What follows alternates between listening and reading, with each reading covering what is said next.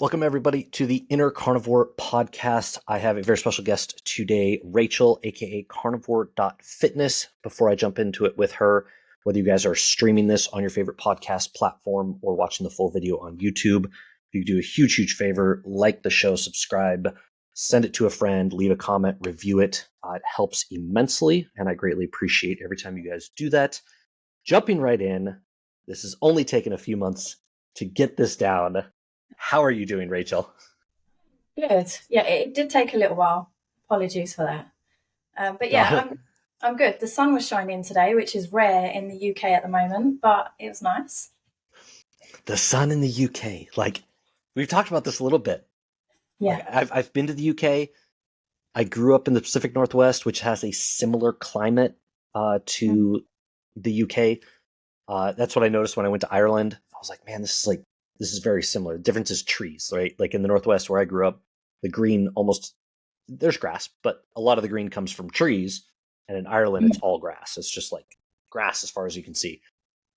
Now living in the most sun-intensive place in the United States, I cannot imagine going back to the rain and the clouds and the dreary. Do you love it? Or is there times where you think actually it's a bit too much? There are definitely times where it's a bit too much. Like it was 118 degrees here a little while ago, which I don't know what it is in Celsius, but it's a lot. Take the boiling point and add.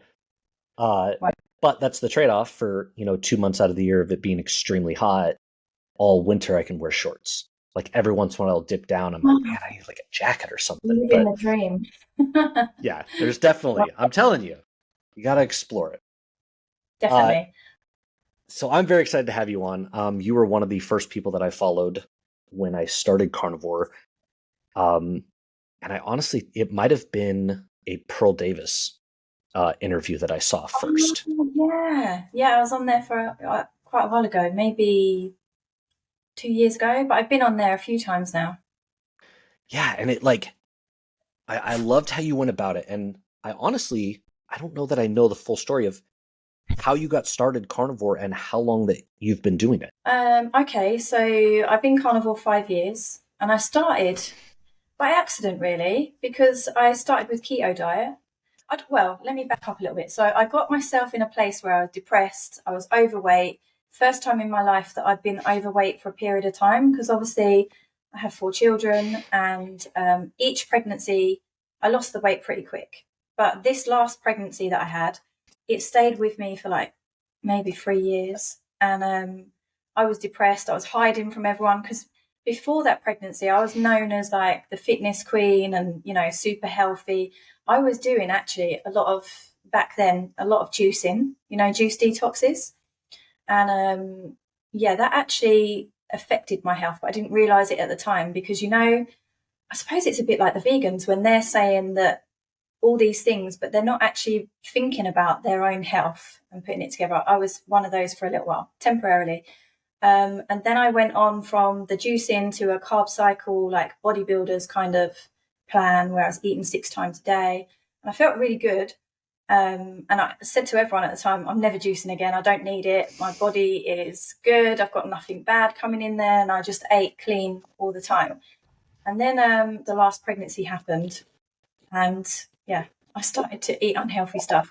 And at the time, whenever I've been pregnant, the officials that are around, the people like the midwives and health visitors and things, they always say, oh, diet doesn't matter. Just as long as you're eating the right calories, it doesn't matter. So you can eat, like when I was breastfeeding, you can eat all your calories in chocolate if you want. That's fine. As long as you're getting in enough calories, it's fine. And obviously now I'm definitely more educated than that. I didn't agree with that at the time anyway, but it kind of gave me a little moment where I thought, okay, I can just have this chocolate and stuff like that. So my health kind of spiraled through the pregnancy, and then after the pregnancy, I just carried on that way and stayed big. And it wasn't until my little one was about 3, maybe two or 3, and then I thought, I've had enough. So I used to go to the gym at 4 a.m. so that no one would see me, because at the time I was still hiding from everyone. And then I came across keto diet, and I thought, oh, this is really good. I watched The Magic Pill and everything made sense to me. So I started the keto diet. And funny enough, when I was doing my carb cycle diet, I was one of the only people doing that diet that preferred the high fat, low carb day. Everyone else preferred the high carb, low fat. But yeah, so I started the keto diet, had some really good results with that, lost some weight.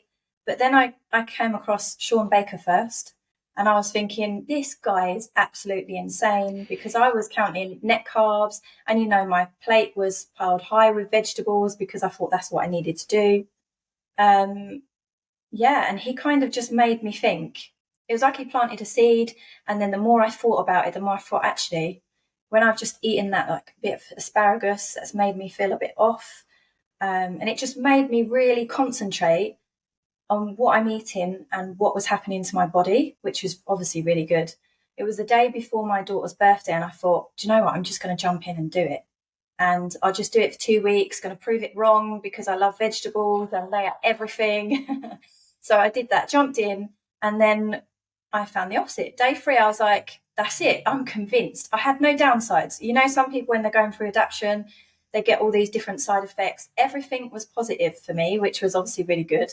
And the mental clarity, the energy, everything was just amazing. So I just haven't looked back. So now it was 5 years in April. So yeah, and obviously now we're in July. So as someone that works with a lot of people, you know, from a health and fitness standpoint, coaching them, you know, helping them get on this kind of plan, do you think what has been your experience for people transitioning? Because I have a similar sort of, I was animal based first, so I didn't remove the carbs completely, and then I got to a point where I was, you know, 50 grams of carbs a day, and I was like, why don't I just cut it out? Like, why don't I just get rid of it completely? And I did, and I didn't have any transition issues whatsoever, right? Like you know, it was like 2 or 3 days in, I was like, man, I could do this long term. Yeah. Do you find that people have a better time transitioning when they come from like a keto, or when they slowly wean down to it, or if they just go, you know what, I'm done, I'm just going to cold turkey go for it? I do, but there are a lot of clients that do go cold turkey, and the issues aren't that severe. You know, some of them maybe their energy is out of whack on some days, but it's not every day. So some days their energy is really good, and other days they're feeling really flat. I just have found all rounds that it's really actually quite positive, and that kind of confirms that, you know, we're on the right track. Obviously, I know that with me, but the stories that I hear never get old. They actually never get old. But yeah, there has been a few transitional issues. Like some people might get diarrhea, some people might get headaches. But I do believe if they're getting the headaches, or what they call keto flu, they just need to be more mindful with their electrolytes, because those people that just aren't having enough electrolytes and they think that it's okay, they're the ones that suffer. So just make sure that you're getting those electrolytes in, especially in the beginning. And then most people, it's, you know, it can be smooth sailing. Others have problems with oxalate dumping, as you know, and that may be rashes or, you know, other different side effects with that. But I think generally the feedback that I get is really good. Like sometimes I may see a client once a week, once a 2 weeks, or once a month. And when I do see them, they say, oh, my energy is much better. I've lost this much weight. You know, everything that they tell me, and they say, thank you so much. It's been life changing. It may be that there was a client that I had that was bedbound, and literally within like maybe a month, she was getting up, she could exercise again. So she felt like she could start looking for work again. It was, you know, it's life changing for some. Some people do it just for body fat. And I prefer the clients that do it because they've got a health issue and they want to turn their health around, and they're really like happy and, you know, just happy that they've managed to find this way and they're getting better bit by bit. And I think it's quite amazing actually, because there's some things that you think are normal, and it's not until you do the diet that you think, oh, wow, that actually wasn't normal, because that's not there anymore. It feels much better. You know, like brain fog. You think everyone's got brain fog. It's just normal. It's just something that you get. Tiredness, normal. Bloating, normal. You know, none of those things are normal. Even down to with women, with their monthly cycle and the cramps that they get, I found through all my clients, it's not normal. the cramps are not normal. And actually, if you eat this way, the cramps go away. So there's so many things that you think are normal and they will not be. And it kind of, it's really eye-opening. That's so true, because that's my experience, right? I started because I was tired of, I was similar, right? I was always in shape in my 20s. Got married, had kids, put on 30 pounds, 20-ish pounds, right? And then, it just stayed that way for a couple of years. And so I went back to like my old tricks. I did the whole 30 diet. I did it for 90 days though. And so I, forced myself to eat vegetables, lean meats, like no processed food, no alcohol, nothing for 90 days. Which is funny, because that's what a lot of the people who are, negative against carnivore goes, no, you just removed all the crap from your diet. I'm like, no, I did that before, like 90 days before, and I did not feel any better. I lost weight. I lost like 15 pounds, but I did not feel better. My energy did not improve. My sleep did not improve. My bloating got worse. And I'm like, it actually made me mad. Like, I was upset that I ate this clean for 90 days and did not feel better at all. Yeah. And I was like, this is ridiculous. So I put the weight back on in like a month. I was like, well, if I'm going to feel like crap anyway, I might as well eat stuff that actually tastes good. Like, right? Exactly. What's the point? Yeah. And so that was my turning point. Was I was finally like, all right, I just got to stop this. And that's, where I went. And I thought the same thing. Like, my first introduction was Saladino, which is actually a little more kooky than Baker is. Yeah. Right. But same thing. I was like, all right, Yeah. it's good enough. Like, I'm not going to like walk around in Costa Rica with, my fresh fruit and talking about my morning poops and my reverse osmosis water, but, I can at least get behind some of this. Mm-hmm. And I think you hit it on the head when you realize what's not normal. Yeah. Right. It's not normal to have like my psoriasis issues. It's not normal to be in your 30s with acne. It's not normal to have eczema flare-ups, to have bloating, to have digestive issues. All of these things that improve, and that's why people stay on it, right? They start for one reason, usually it's weight loss, and then they have all these things, and I'm like, why on earth would I ever go? Yeah, why would you? That's exactly what I thought as well. And some people are like, obviously, when I first jumped into the diet, my mom sat me down and she was like, now, Rachel, what about your cholesterol? What about this? What about that? But I had done so much research in the lead up to changing that I could answer all of her questions. And she was like, okay, all right. And she kind of took a step back and just let me do what I was doing. But I know she was still worried. But now everyone's like, right, I'm going to do the carnivore diet. I'm going to do this. I'm going to do, everyone around me wants to get on this diet. And it's funny because it's actually quite popular now. Years ago when I first started, no one knew about it. If I was in a restaurant, I'd be looked at like I'm an alien, like, what's the carnivore diet? But you talk about it now and people are like, oh, yeah. It's widely known about now, which is absolutely amazing. And I mean, I get inboxes all the time about, I've seen your socials. It made me do the diet and I feel amazing. Thank you so much. All that kind of stuff. And that makes it all kind of worth it. And it balances out the vegan hate nicely. Actually, I just got one of those this morning, and and you get a lot of messages, and Instagram like compartmentalizes them into, requests and then hides them even further.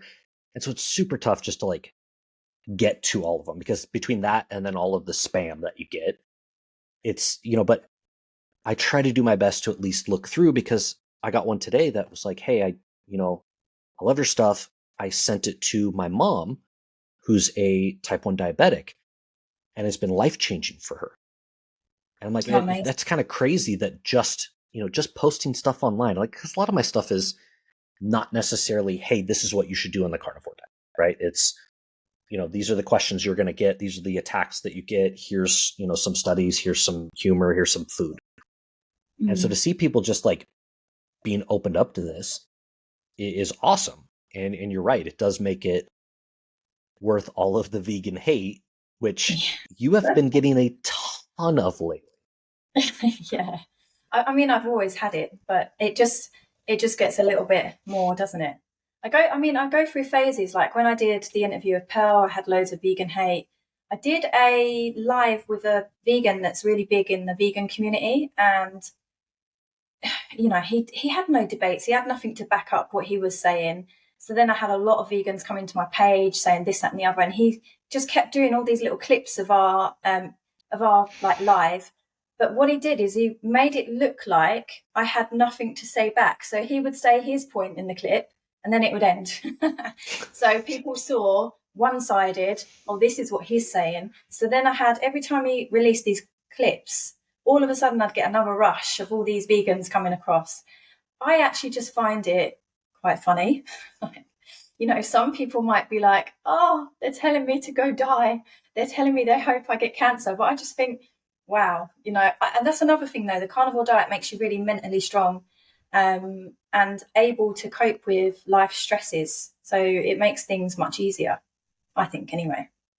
No, it's true. When I first started getting following on Twitter, a lot of it was vegan, right? Like vegan back Oh, and forth. really?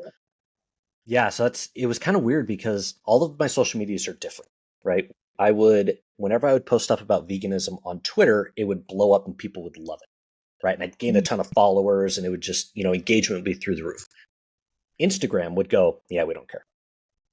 I'm like, I don't understand. So then I started doing, the style of content I'm doing now, and Instagram's like, we love it. And followers started going through, but Twitter was like, yeah, we don't like that. And I'm like, Oh, man, like really?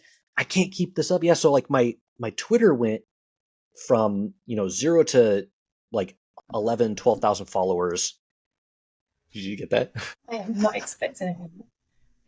One Good. second. It's a delivery. Sorry. That was totally fine. I hate it when they do that. Like, just drop it off there. Yeah, so like my Twitter, Lisa coming, or the vegans. Maybe it was the vegans coming. the vegans are coming. Uh, Yeah, go on, sorry. yeah, no, it's like my Twitter got up and I had, 10, 11,000 followers, and I was like, all right, we're doing something. And Instagram was still pretty low. And then I started switching my content up. And since then, my Instagram went from like 3,000 followers to like 90,000. While Wow, my Twitter went from 11 to 15. I'm like, I can't win. Like, the only way to do wow. it is to like create specific content for like each platform. Yeah, And then it just gets exhausting. I'm seeing that as well. But I mean, just creating what you need for one platform can take so much time. You make it look easy. I'm like, yeah, one day I'm going to sit there and I'm going to do all these educational posts. And then I think, okay, I'll just put something out for now. It just takes so much time. And obviously, where I'm making tallow glow and doing all that stuff, that takes up a lot of my time. And that is kind of my priority over everything. So sometimes it just has to fall by the side. It does. Like, it took a while. Like, I banged my head against the wall on a lot of different stuff. We talked a little bit about like video editing and whatnot. So it definitely does take a lot. And talk to me about a tallow glow, because you've been doing that for a little while. And for people who don't know, like, tallow's like the best thing ever.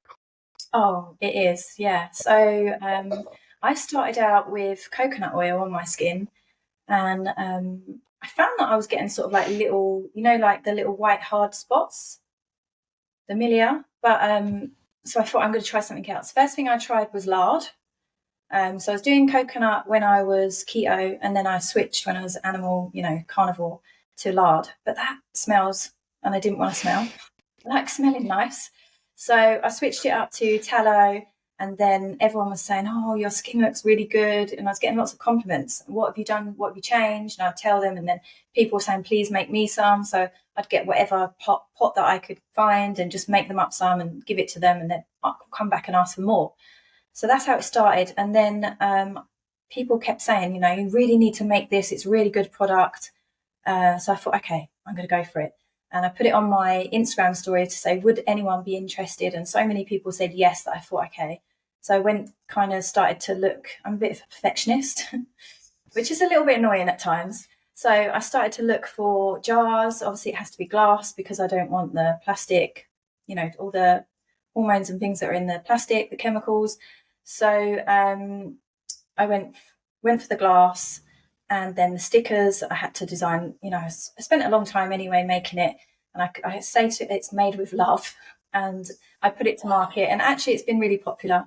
I went to a conference in 2022, and like Sean Baker was there, and I think we all went out for dinner.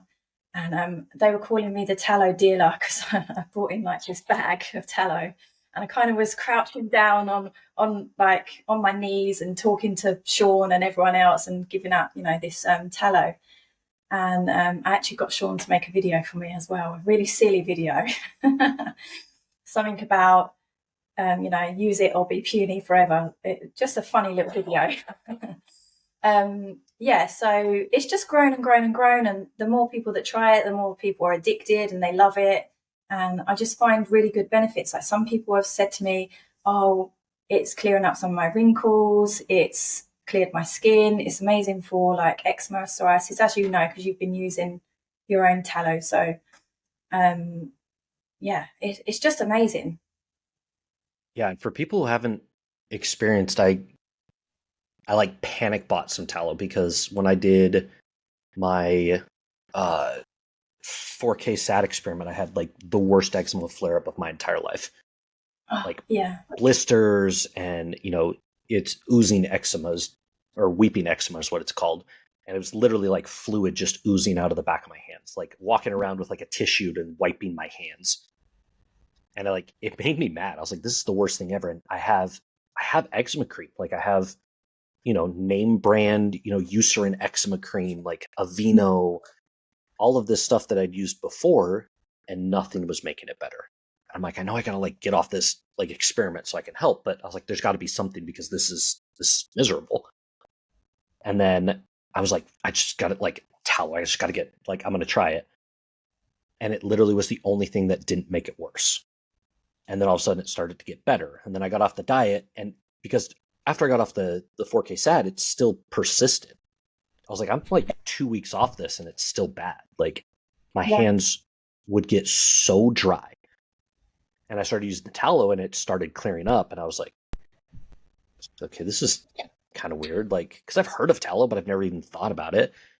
And now I have like tallow face wash and tallow body soap. And I haven't done like the deodorant or anything like that yet. But yeah, now it's just like, it's crazy that this fat that I can look at on a cow does that for you when you put it on your skin. Like it's still weird to me. It's still hard for me to fathom.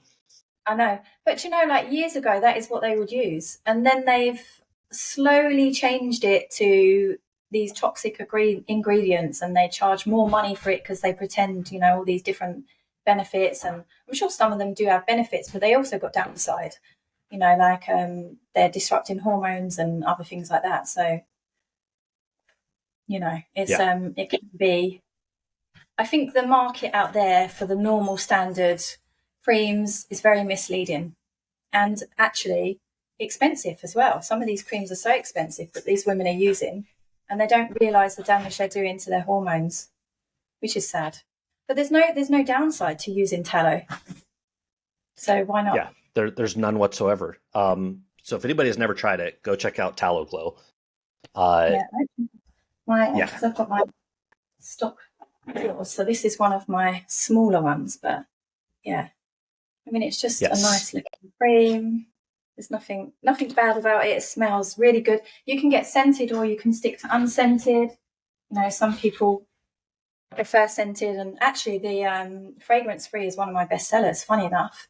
And after doing an interview with Sean, everyone was ordering the fragrance free. It was like I couldn't keep it in stock. It just kept selling out.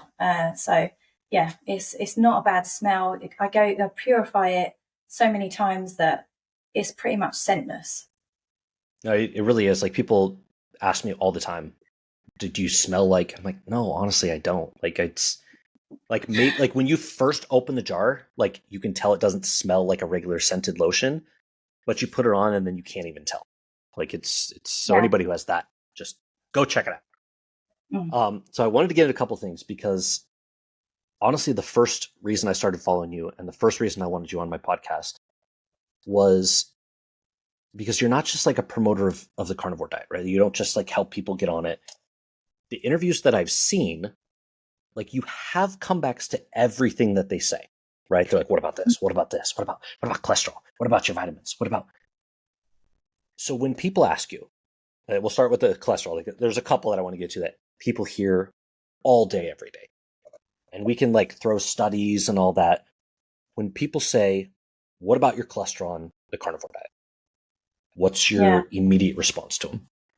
It depends what the conversation has been beforehand. I normally like to listen to their complete point before I kind of go in and pick it apart. But the cholesterol thing, obviously, you can use examples like, firefighters are at the scene of a fire, but they're not causing the fire. Cholesterol's the same sort of thing. Obviously, cholesterol's in every cell of your body. Your body makes it. It's actually beneficial. Your brain is 60% fat. The other thing that I like to use is the studies on statins. So when you look at the studies on statins, okay, the statins do what they're meant to do. They lower the cholesterol, but people are still having the same rates of heart attack. So if these drugs are lowering the cholesterol, but these people are still having heart attacks, that says to me, it's not the cholesterol. What else could it be? And it's more about the inflammation and other things going on. So I kind of use that one. And obviously, years ago, obviously there was some scientists that got paid off, and they were told to blame the fat for what the sugar was doing. So that's obviously another thing. And depending on their level of knowledge is depending on how deep I go with it, but it just all depends. I like to think that I can kind of see what someone's like and be able to speak on that. I agree. The one that drives me insane is people are so convinced, right? LDL causes heart disease. They're like, some doctor said it and they showed me a graph and LDL causes heart disease. And my first one, I'm the same way. I'm a little, you're nicer than I am. You're a lot nicer than I am. I'll start with, okay, what exactly do you think LDL is? Right? What exactly are we talking about? And you'll find that people are like, well, it's bad cholesterol. Well, but do you even know like what LDL is? And people, that's where the extent of their knowledge stops. They're like, I don't know, it's just a different kind of cholesterol. Like, well, first off, there's one type of cholesterol. Like cholesterol is cholesterol. Is cholesterol. And then if they do, they're like, oh yeah, well, I know it's a lipoprotein and it just carries cholesterol. Then, and this is something that I've just learned in this last, couple of years. I'm like, okay, well, what kind of lipoprotein? I'm like, well, there's LDL and HDL. I'm like, well, there's actually like 13 different kinds of LDL. Like there's 13 different subsets that they know of, right? Like they're always discovering new ones. And there's like 10 different subsets of HDL. So what exactly are we talking about? And then you find out that it's honestly just this mainstream narrative of good cholesterol, bad cholesterol causes heart disease, avoid anything that raises your bad cholesterol. And that's the extent of it, and we just accept it hook, line, and sinker. Yeah, it's quite sad, really. I like to use the carnivore community as an example as well. Like people like Dr. Baker, Dr. Saladino, they have high cholesterol, very high cholesterol. But they've been and done a CAC scan, which obviously is a scan of the arteries, and they've got a 0. So I think that's another one that most people that, even if they're completely uneducated, they will understand that point, okay, so they had extremely high cholesterol, but then when they had the scan on their arteries to have a look, it was a 0. So I think that one's really quite easy to understand, instead of going into some people don't understand science, some people don't understand all the different parts of the body and the mechanisms and things like that. So sometimes you do have to keep it simple, I find. It's true. And the one, I'm glad you brought up the calcium scan. If you go to a doctor, right, and they see your LDL, they will prescribe a statin strictly based on your LDL score. Yeah. Right. So if I go in and my LDL is 250, they'll go, we're getting you on a statin.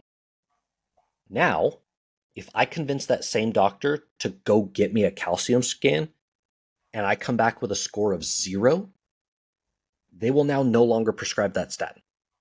Yeah. And I'm like, so you're willing to prescribe it without any further information, but if you have more information, you won't prescribe it. Yeah. So does LDL cause it, or does it not? Like, what is happening here? This is the thing, isn't it? I just think that, so I had a call maybe going back a year and a half ago because my cholesterol was high. And I had a call from the doctor, the cardiologist, and we ended up being on the phone for half an hour. I talked to him about studies, about this, and he was like, "Wait, are you a scientist?" And I said, "No, I'm just someone that is interested in health." And he was like, "Oh, wow." So he phoned me and he was saying, "You need a statin." By the end of the phone call, he was saying, "You don't need a statin. You're not at risk. Everything's fine. Keep doing what you're doing. Thank you for the call. It's the best call I've ever had." I was like, "Okay, okay, fine."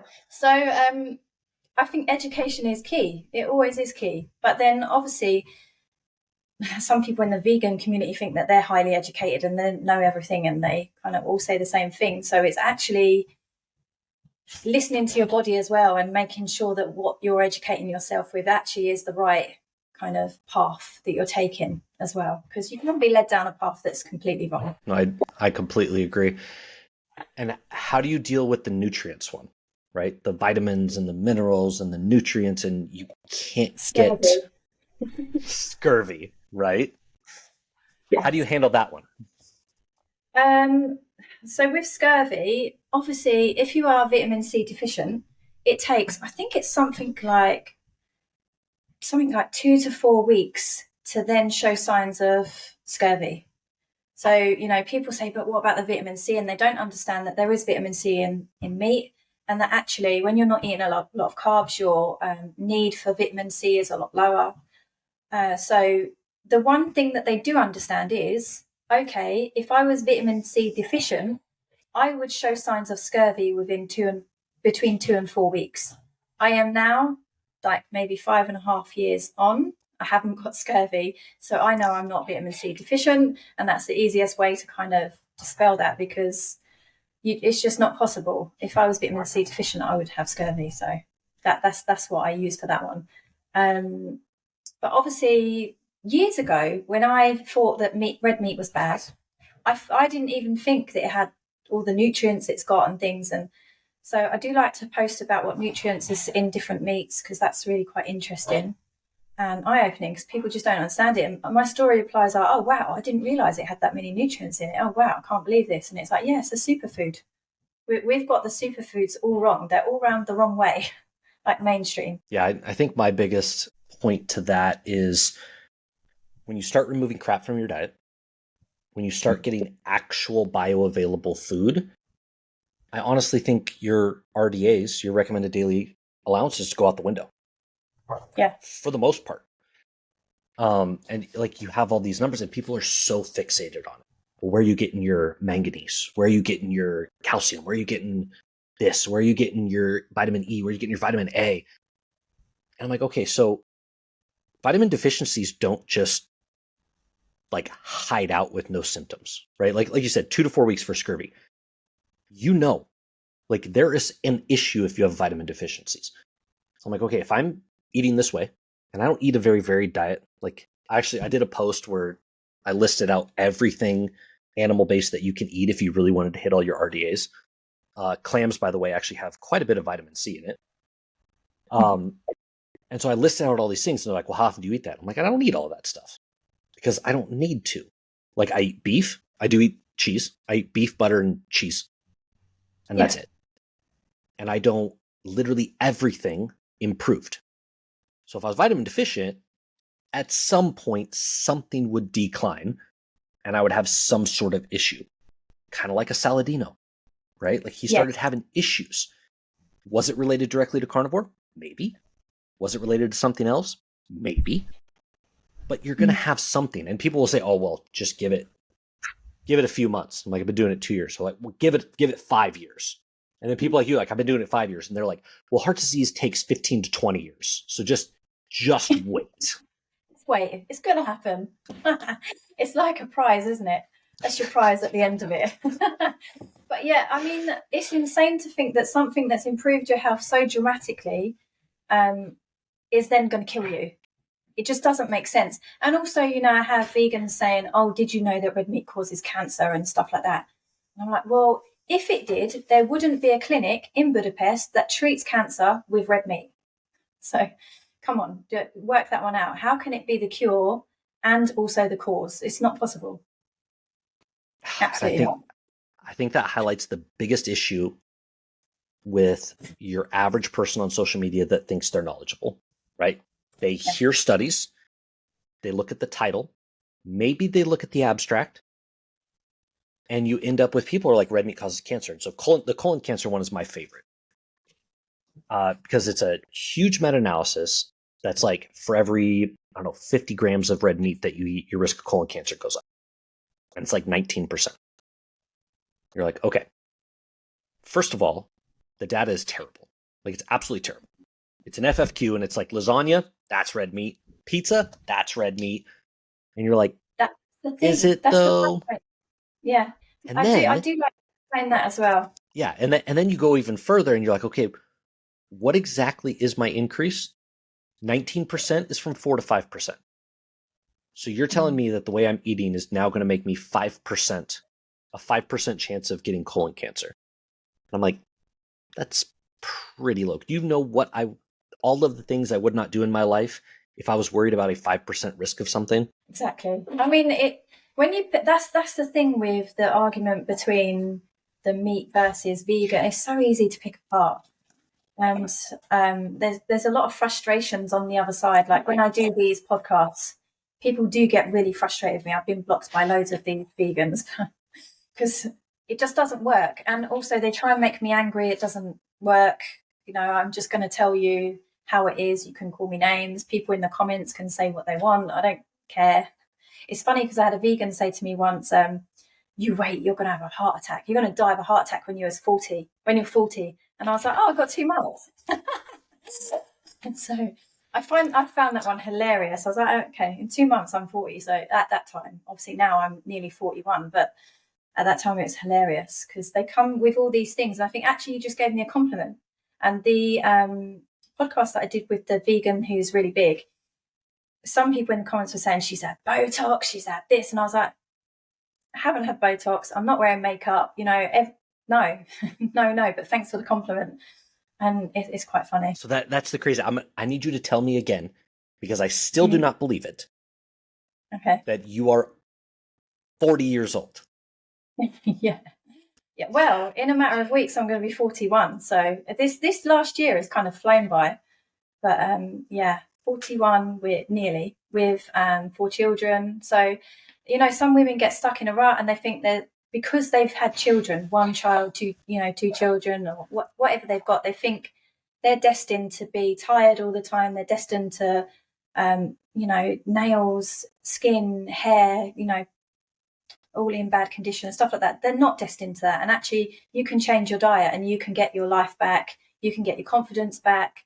You can get the back to the weight that you want to be. It's all very achievable. And I think that's why sometimes people find it quite helpful when I make posts and say these things, because they're like, oh, okay, I could do this. And they do it and they're happy with it. And it is life-changing. It's honestly, it's called the proof is in the pudding, right? I've seen your before and afters, and it's not crazy, right? Like you weren't like 200 pounds overweight, but you honestly look younger now than you did with all of your before pictures in your transformations. I think the worst time I looked at, so obviously the worst time was when I was really overweight, but throughout my life when I was fit and healthy, when I went through my phase of doing a lot of juice detoxes, it dramatically aged me. And I see that now. I'm looking back at the pictures. I'm like, wow, I look really bad. And I had really bad skin. I had to wear makeup constantly. It was embarrassing going places with all these big bumps as an adult all over my face. And so I'd take like concealer with me and I would make sure that I was putting concealer on my face constantly. And it was really embarrassing. But back then, I do see pictures and I think, wow, I look really old. And these pictures are from like 10, 11 years ago. And I feel like I do look younger now and I did look a lot older then. So it's amazing. Give yourself a good diet and then the body just kind of takes care of the rest. The inflammation goes down. and the happiness goes up. Like I say to my clients, what you'll find is you'll start walking taller, you'll be smiling more, you just feel better about yourself and better in your body, and it just makes things easier, makes life easier. It's 100% true. So another thing that I want you to touch on is, for anybody who follows you, you honestly look like, I know social media is highlights, right? But you go out and do a lot of stuff, right? You Yeah. have a very active social life. Um, you have the festival that you go to for like a couple weeks. Like, you do all of this stuff. How do you maintain carnivore, some semblance of carnivore, while doing all this stuff? Because that's a huge one that I get. It's not sustainable because you can't go out with friends, you can't like go do stuff, you can't live your life. You have to like stay in a hole. And then I see people like you, and I'm like, I feel like she's been there for weeks. Like, how is this working? Yeah. I mean, to be honest, I find it easy. And the festival that you're talking about is in Sardinia, and Sardinia is one of the blue zones, and they try to say that it's plant-based, but every shop you go to in Sardinia, there's meat and cheese. There's the cold platters. They sell, obviously, ribeyes and stuff. I actually didn't buy any ribeyes out there because they were really expensive, but I bought a lot of pork, and they do eat a lot of pork out there, and the pork's really good. So I find it easy. I mean, unless you're stupid enough to end up in a vegan restaurant, every restaurant sells meat. That is normally their prized dish, is the meat dishes. So you just have to be confident with saying to the waiter or waitress, can I change this? Like, say I've got a burger, and can I take off the bun? Can you just leave me with the meat and cheese, but can you put on some extra patties in place of the things that you've taken off? And some restaurants, I end up with a really good deal. It's like they're not realizing the meat and the cheese is the most expensive part, but I'm just going to be quiet over here. Yeah. So if you talk and you get a little conversation going with the waiter or waitress, then I find it really easy. There's normally always steak. That's easy to just order steak, because steak doesn't normally come with sides. Normally you have to add on the sides for steak.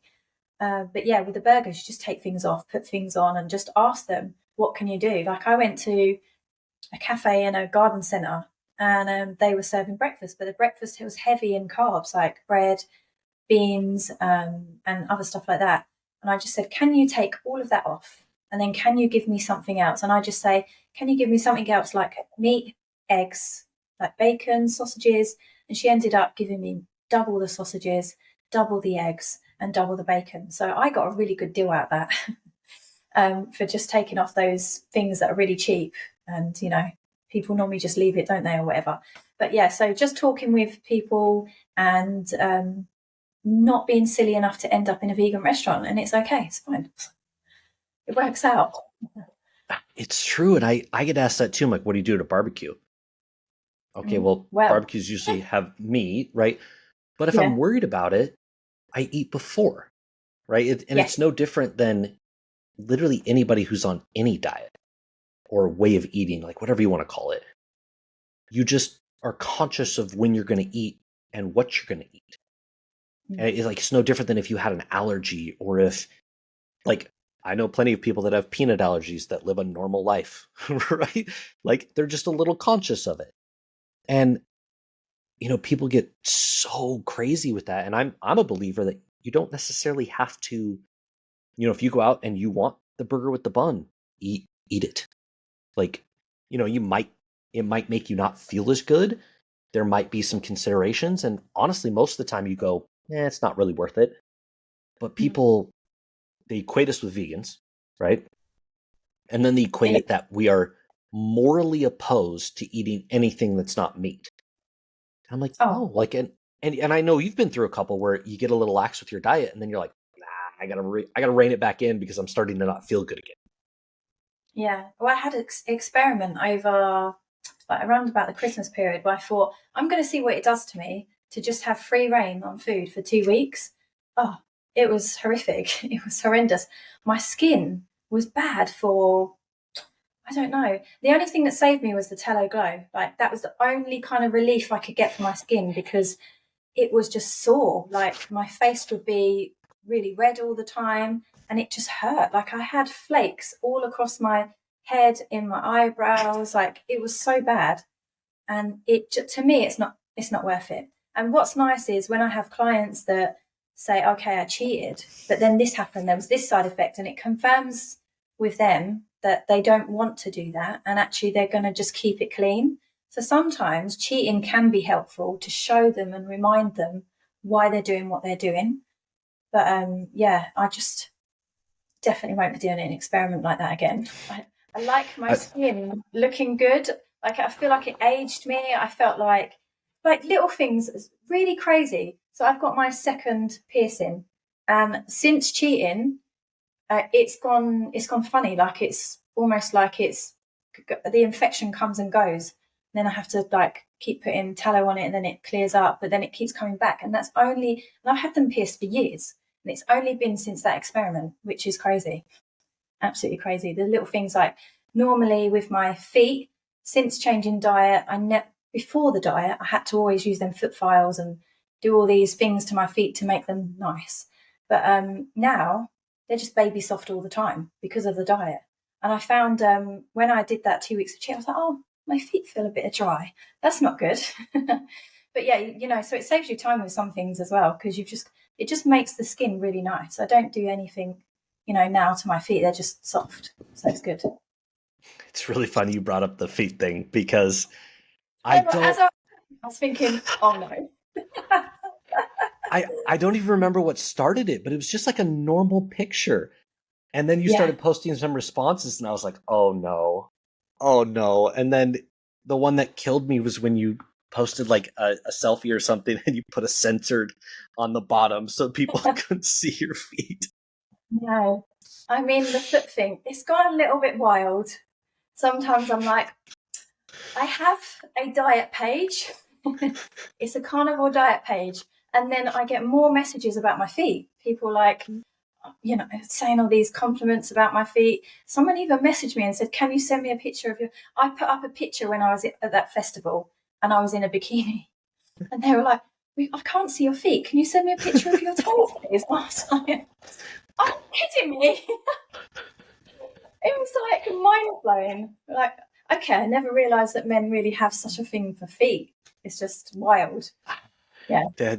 I don't understand that one. I know everybody has their own cup of tea, but it's just that was super amusing to me, because you're right. You're on the beach, and I'm like, okay, I expect somebody who has a following to get messages back for it. And then you just started posting all these things about your feet. And I was like, I'm super confused right now. I don't understand what's going on. And the funny thing is, the people that were with me when we was out there were getting messages saying, can you send a picture of Rachel's feet? I was like, are you kidding me? What's going on? It was really bizarre. Really bizarre. I don't know what happened. It's because my daughter what does I'm saying. She done them really cute. I said, it's because my daughter does nails. She done them really cute. And yeah, people lost their minds over it. Basically what I'm saying is Rachel's Instagram is incredibly entertaining, and you never know whether it's going to be a vegan death threat, people going crazy over your toes, or who knows what. It's always something different. It's a bit of a mixed bag. Yeah. Sometimes throw in some stuff about relationships, because, some of these podcasts I go on, they're actually about relationships. And then I bring up the diet, which is nice, because then it's a whole different audience. And this whole new audience is listening about the diet, and they're all mind blown. And I get all these messages about oh, wow, I tried it since I saw that interview and stuff like that. But yeah, it is a bit of a mixed bag. And sometimes I think, right, I need to get it back on track. It's gone a bit wild. But I think that's great, because, you're not exactly, when most people think, and I get this a lot, it's part of why I originally started. I was like, I'm gonna have a faceless carnivore, and I'm just gonna post carnivore stuff. And then I realized that people who don't know much about carnivore think it's all older or have a severe medical issue that you're trying to overcome. And when I got back in shape, I was like, that's not true at all, right? I still get you can't build muscle on carnivore.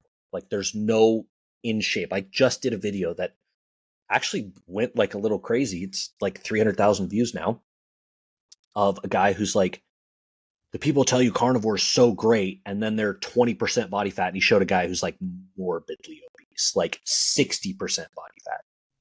And I was like, I don't know. And then I like dropped a picture of myself. I dropped a picture of Carnivore Muscle, who just won a bodybuilding show in the UK, and then Chafee and Baker. And I was like, we're not 20% body fat. And I could do, 100 other ones.